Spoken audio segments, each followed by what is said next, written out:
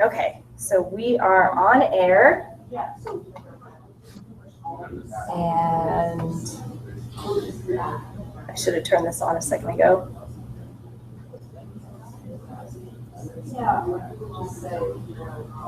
We'll see if anybody shows up. So today we're going to be talking about peer review, and peer review is something you've been doing all term and you're actually coming to a close, but we're going to talk a little bit about it and kind of see how your experience does or doesn't match up with some of this training. Feel free to, at any point, stop me if you have any questions or comments or want to share some of your experience.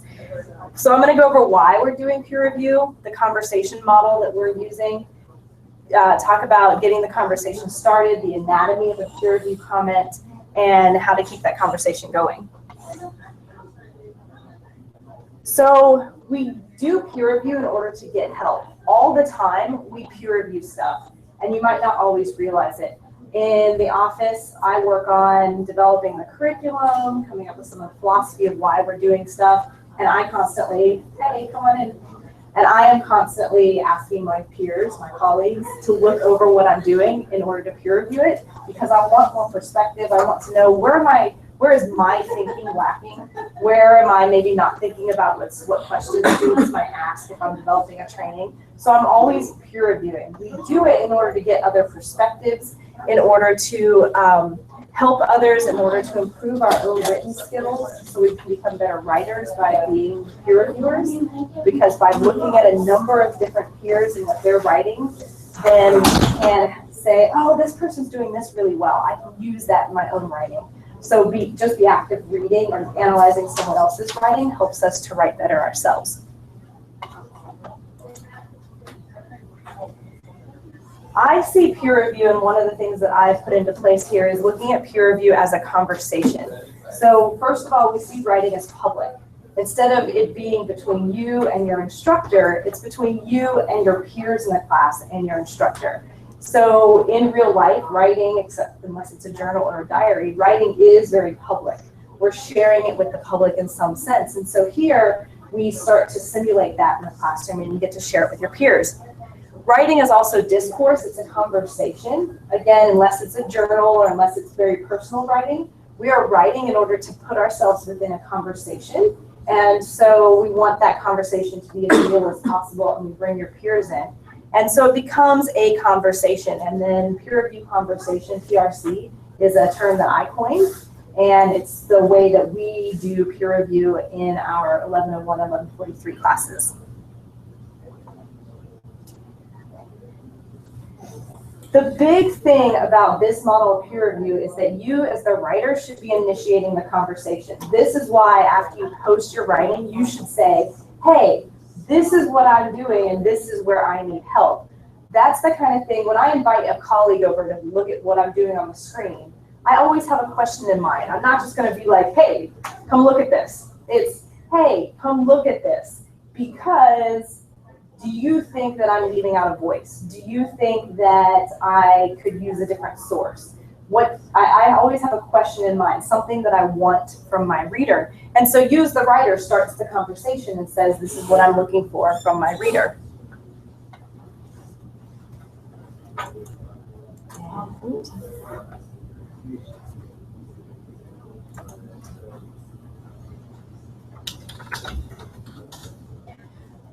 Okay, I'm going to take a moment to stop and say hi. We have 6 viewers, and so hello to all of you. You should be able to see chat in the margins, and you should be able to chat. If not, just listen, and you can ask questions at the end. So in the peer review model, the writer begins the conversation. You can break the ice. This is where if you're really nervous, you can say, I only spent 2 hours on this. Please forgive me. Sometimes we have to do that. Sometimes we ask for forgiveness before we actually start writing. And then you lead the conversation. You say where you want the most help.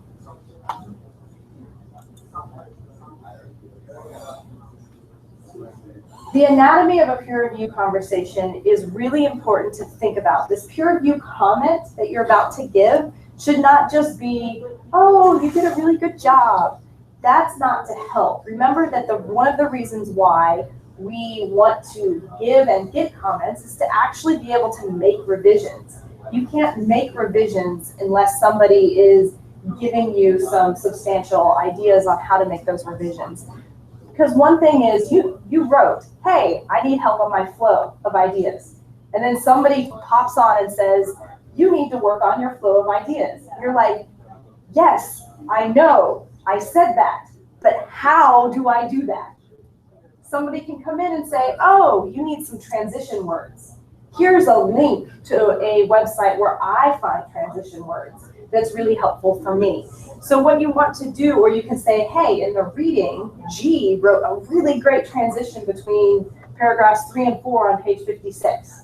Why don't you try to use that? So we want to give actual suggestions for revision and help the writer actually revise. So you want to give praise, first of all. You always want to make the person feel good. Don't just jump in and start tearing apart their paper. There's got to be one thing you can say nice, even if it's, oh, you cited everything properly. Go you, because that's one thing that's praise. So just say something nice, and then say, then the areas that require revision, like flow of ideas. You need transitions, and then give an actual suggestion. You can say, I think that you should use a therefore between this and this sentence. Or I think that you need to start the quote with, for example, G says, so that you are giving some actual suggestion on how that can be revised. And that's the anatomy of a peer review comment. Any questions or any comments about that?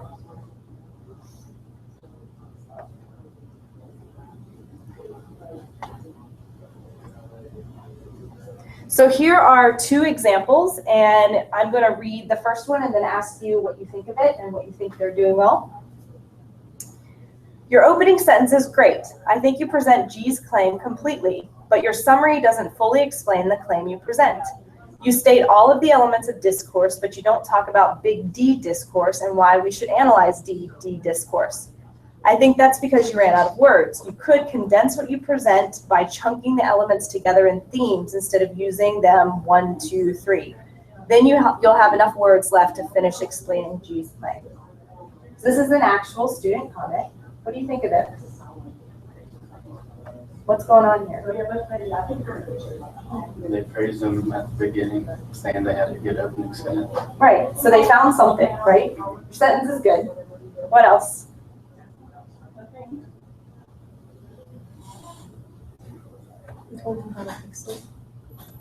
Yeah, it's not just what, but how to fix. So here it says you're missing information. And you could stop there, but this person also identified you're missing information, but you've hit 250 words. So here's my suggestion. Condense this so you can add what's missing. So there's a very concrete example of how to fix it, a concrete statement of how to fix it. So I'm going to read sample 2. I really like the opening sentence you wrote for your summary. It is a great lead-in to summarize what discourse analysis is according to James G. You provide a definition for discourse analysis that G gives, but I'm not sure you explain very thoroughly what it means. You used a lot of terminology from the essay as well. I think if you expanded on the meaning of the terms, you would have more of a summary of the essay rather than a summary of how G wrote the essay. So what's going on here? They gave a suggestion. Yeah, so there's a suggestion. This suggestion also draws upon the language that was used in the video that David put up about how to write a summary. This idea that we should be explaining what the content versus how the writer wrote that content. And so it draws on that. Does it have a praise? Yeah, so it has all the parts. It praises, points out what needs to be fixed, and then gives a suggestion for how to fix that. And if you notice, it's not a lot of words. There's not a whole lot of sentences. You can, in a very short amount of time, do all the things that what we would like to see in a peer review conversation.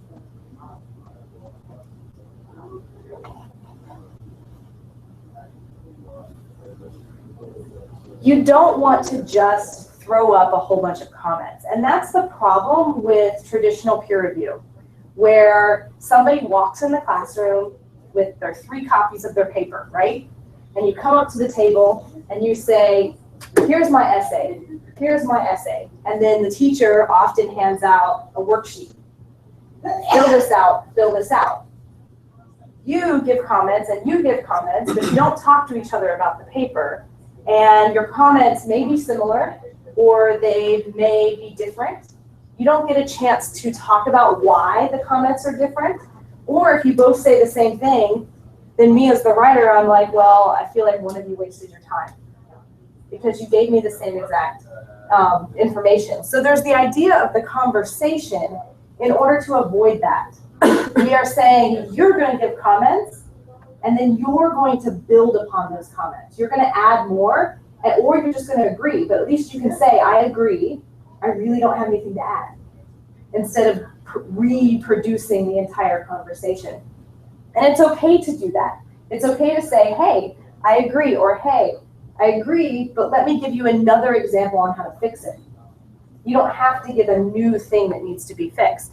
And so in this peer review process, there's the text, the self-review from the writer, the conversation between the reviewers and the author. So if I'm the author and I got your review, then I'm going to jump on and say, oh, okay, so you said that I didn't get the claim right, but I don't understand what you mean because I didn't understand the reading. Could you explain that further for me? Or could you tell me whose paper I could read? Something like that. I'm going to jump on and ask for more information. And then after all of that conversation happens between the reviewer and the writer, the writer's going to go on and say, hey, thanks. From this conversation, I learned that I need to do 1, 2, and 3, and that's what I'm going to do. And so as the writer, we should go back and reflect on the feedback that we're given. We don't just let people give us peer review comments, kind of read it, not really come up with a plan, and then go revise. We should be using the comments that we are given, and we should let our peers know how we plan to use those comments. And the writer should always be the one directing the conversation. As the writer, I am going to tell you what I need from you, and then you can give that feedback to me. Any questions about this? Any comments about how this went for you so far this term? I just gave a reflection on one of my summaries that said, like how last week I was talking about, I always go over my word count. I was like, I know I went over, just tell me like how I can fix that. So I'm waiting on feedback. You're waiting on feedback? Have you been getting a lot of feedback? I usually get a lot of feedback from my peers in my group. That's awesome. How about you all?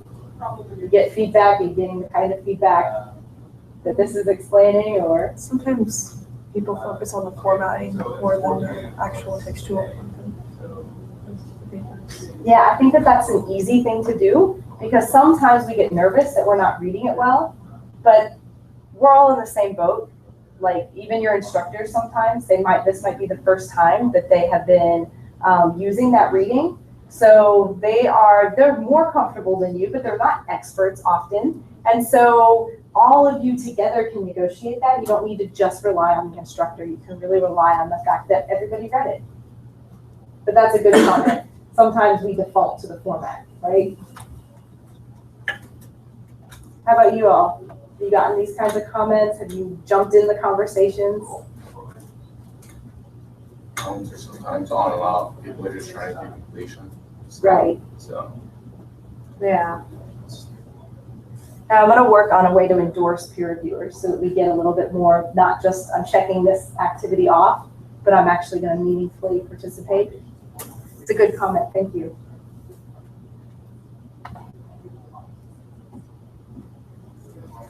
So in this workshop, in the last 15 minutes, I covered why we do peer review, talked about the conversation model, where it comes from, what it looks like, talked about how to get started, what a peer review comment looks like, and then talked about how to keep that conversation going, and the fact that it's up to the writer to really ping people. And I've told students too, go and email people in your group if you can. Email them, say, hey, I really would appreciate your comments. especially if it's somebody you gave comments to. So I commented on your paper. I need somebody to comment on mine. Come on, help me out. I'd like you to please comment, because it doesn't take, especially for the summaries, it's not that huge amount of time commitment. So you can just say, hey, when you have a chance, spend 10 minutes on my paper, please.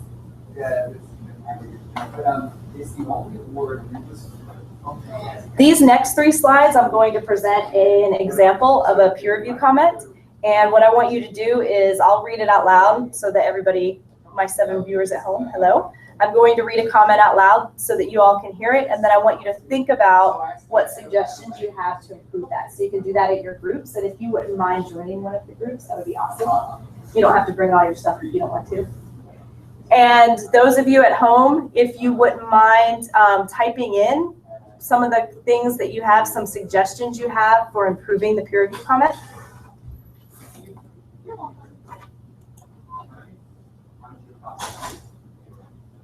Okay, example 1. I like how you emphasize G's example of language being like film and use that to build upon. What I want you to do is talk to each other. What's missing? What would you add? I'll give you about 45 seconds.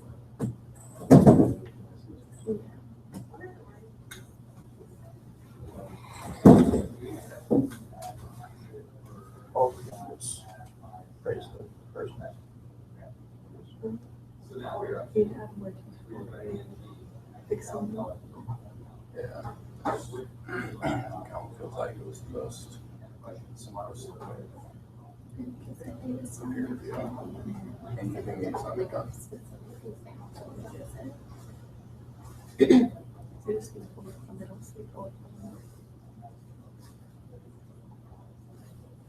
Okay, so what does this comment do?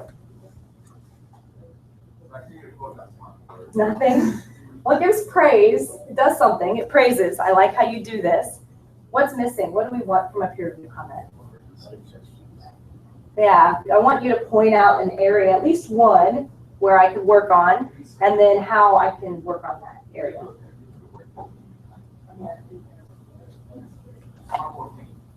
Okay, example 2. I think that listing the 8 jobs doesn't really flow, especially since you had just made another list a couple sentences prior. Maybe it's because there are 8, or maybe it's because I feel like they should be organized better, maybe with a semicolon. And don't forget to include the title of the text too, so we know what you're actually summarizing. 45 seconds to discuss that one. Yeah. It sounds friendly. It's really just yeah. I mean, yes.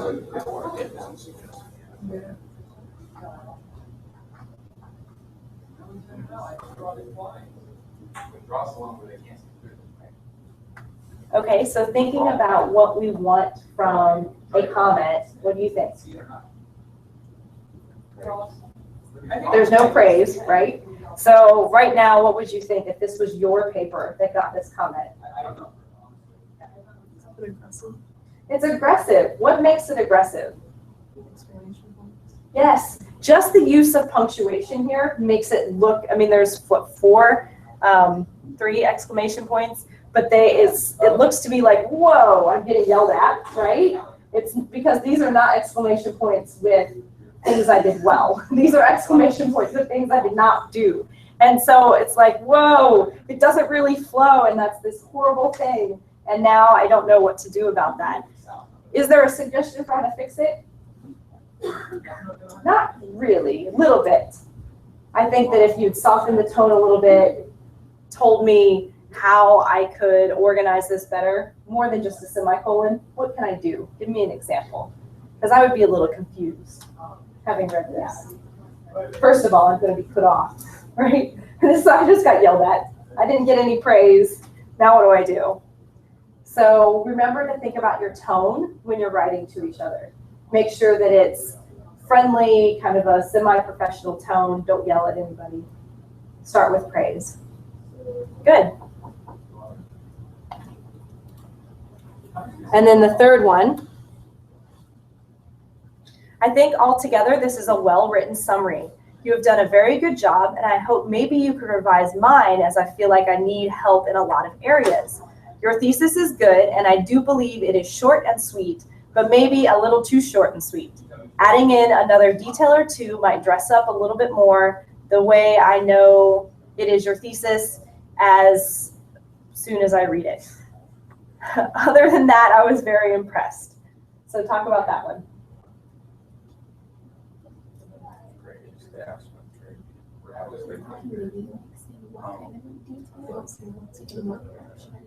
They can add it more critiquing away instead of just focusing on the thesis. Because that kind of looks like it's the only thing they read. Yeah. And they're like, oh, this is great, but let me just do this assignment really quick. Yeah.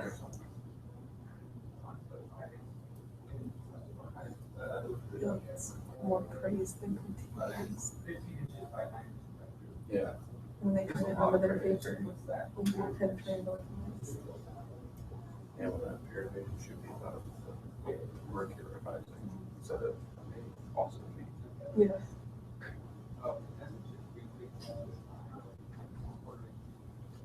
You all had a really good point.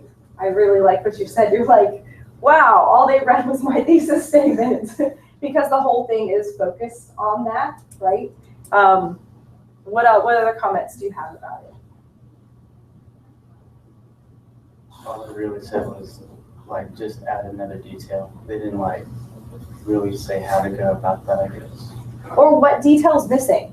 Like what specifically, I would look at this and go, well, I thought I got G's main idea. What specifically about his main idea am I missing? Because you said it's really good, it's short and sweet, but too short and sweet, and I don't have enough detail. Like what, I don't get it, what am I missing? So if you know that G has 3 main ideas, then, and they only have 2 of them, just state, you're missing the distinction between little d and big D discourse. Whatever it is that's missing, I want you to tell me.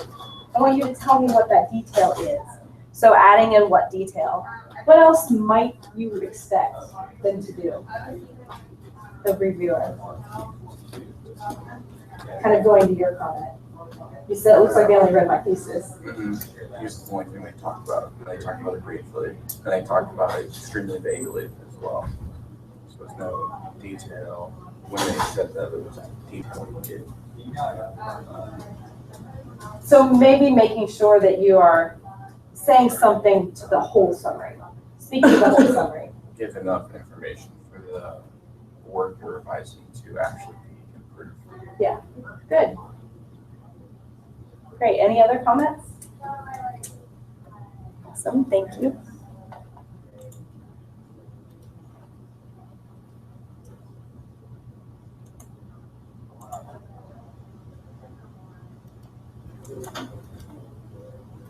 Oops. So if you have your phone, we have a few minutes left, or phone or computer. If you would pull up a peer review conversation you've participated in recently, and if you just do it even one per table would be okay. Can you think of an additional comment to that conversation where you can strengthen that review? So think of the summary you did last Thursday. Maybe the person has been revising it, or can you look at that real quick and say, how does my comment match up to the comments that we're talking about today? So I'll give you 2 minutes and then we'll share.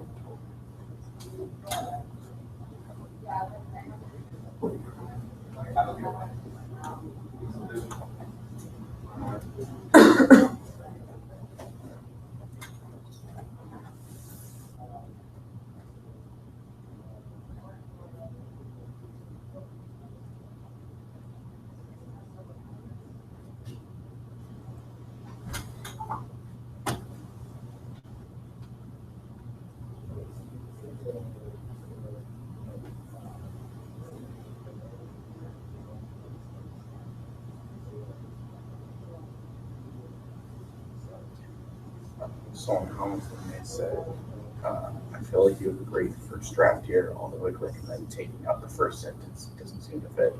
That's all they put. What was your first sentence? Was it an actual peer review? I mean, an actual thesis statement? Were you like presenting the Edgar Allan Poe was a writer of many different forms of literature, including novels, textbooks, and poems, giving a background of who Poe was. So I feel like that's all they read. Or they read like a couple sentences and Right. it didn't make sense to them, or they don't know who Poe is. In that second sentence, did you present the title and author of the, yeah? Yep. So in your summary, your tactic was to start with developing that rhetorical situation, right? And then presenting the thesis. Yeah, because there are a lot of people who don't know who Poe was. Right. Or I did this is like, I think summary 5. I did this over spring break and submitted it like as soon as I got back from vacation.